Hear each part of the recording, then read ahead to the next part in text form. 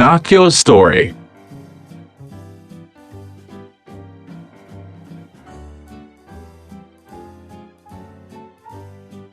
Once upon a time there was a carpenter called Geppetto. He lived alone in a humble workshop, surrounded by clocks and music boxes made out of wood, and dreamed about having his own little boy to keep him company.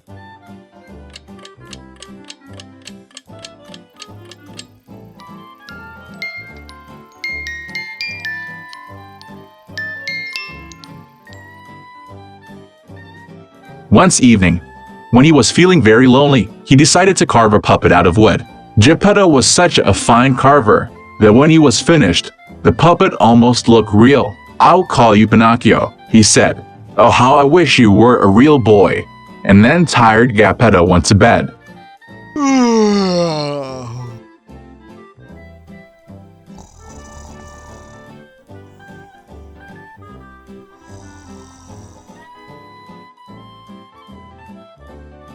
While Geppetto slept, the blue fairy came and gently whispered in his ear, "Kind Geppetto, you have always been so good to everyone. I will grant your little Pinocchio the gift of life." And in a wave of her magic, Pinocchio was alive.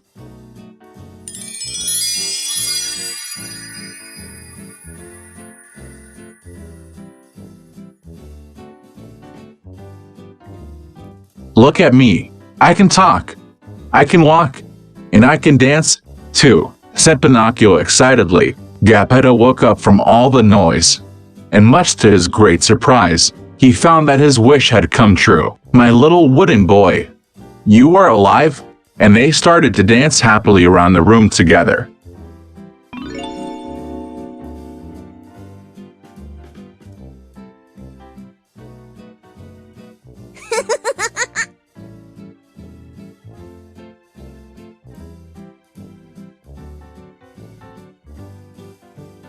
The very next morning, Geppetto gave Pinocchio some money for books and sent him on his way to school. "Now, Pinocchio, don't stop on your way, but go straight to school," Geppetto told him. Okay. Pinocchio was happily walking down the street on his way to school when he met a boy who was playing hooky from school that day. "Where are you going with all that money?" the boy slyly suggested.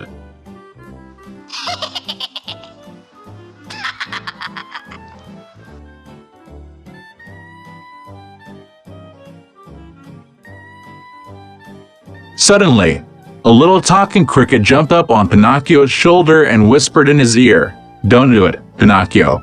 Don't listen to what that boy says." But Pinocchio didn't care about the talking cricket and went inside the candy shop instead.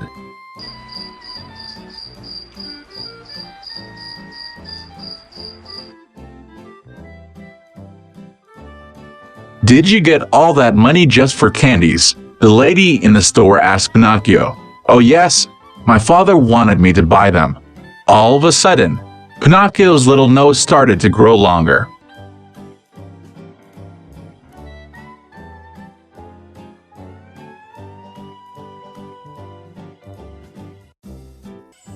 As he went out of the store, the other boy quickly stole the candies from Pinocchio. Pinocchio had been tricked.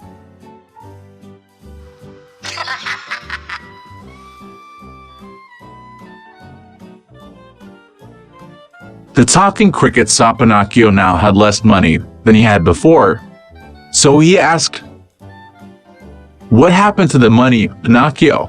"I lost it," Pinocchio replied, and his nose grew even longer.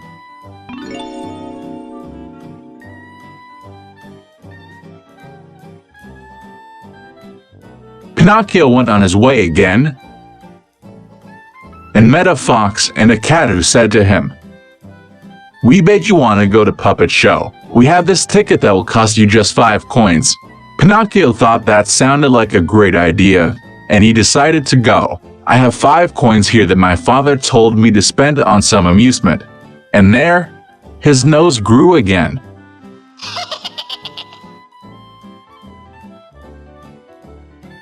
Pinocchio tried to go to the show, but the ticket they gave him wasn't a real one, So when the ticket taker wouldn't let Pinocchio into the show, he sat down in a corner to cry.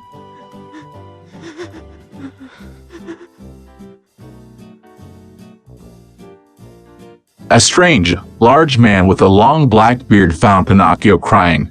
It was Stromboli, the owner of the puppet show. He was amazed to see Pinocchio. Here was a puppet with no strings. Stromboli then quickly invited Pinocchio to be part of his show.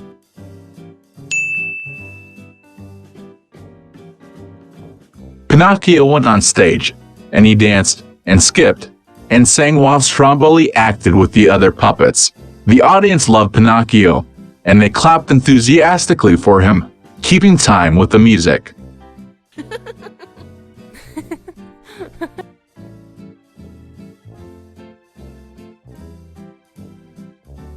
Pinocchio got more and more excited, and he didn't look where he was going, when all of a sudden his long nose tangled with the other puppet's strings and the show was over with the entire crowd laughing and cheering for the performers.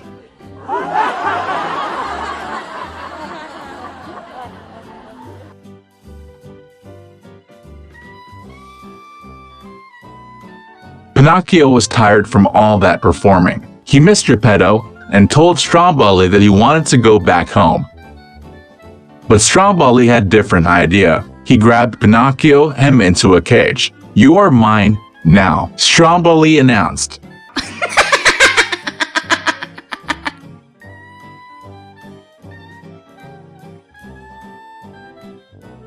While Pinocchio sat in the cage and cried, the talking cricket appeared again. "See, Pinocchio, if you had gone to school as Geppetto told you, none of this would have happened." Oh no.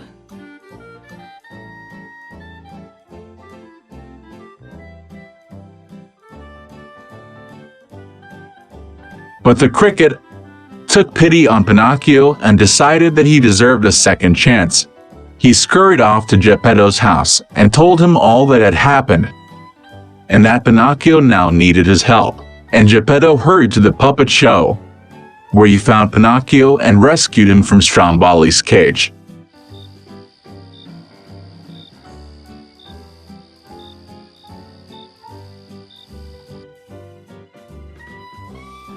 "Thief, thief," yelled Stromboli as he ran towards Geppetto. "The puppet is mine."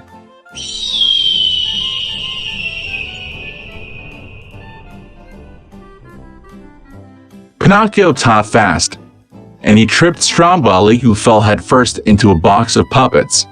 As a result, Pinocchio and Geppetto managed to escape, and they both returned safely back home. Yay!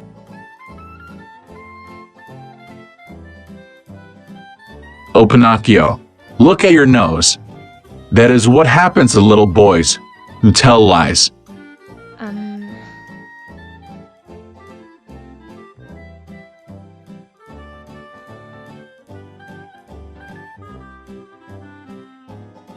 And then, all of a sudden, Pinocchio realized that he was not made of wood anymore. Instead, he was a real boy. He lived happily ever after with Geppetto, and Pinocchio never told a lie again. Yay!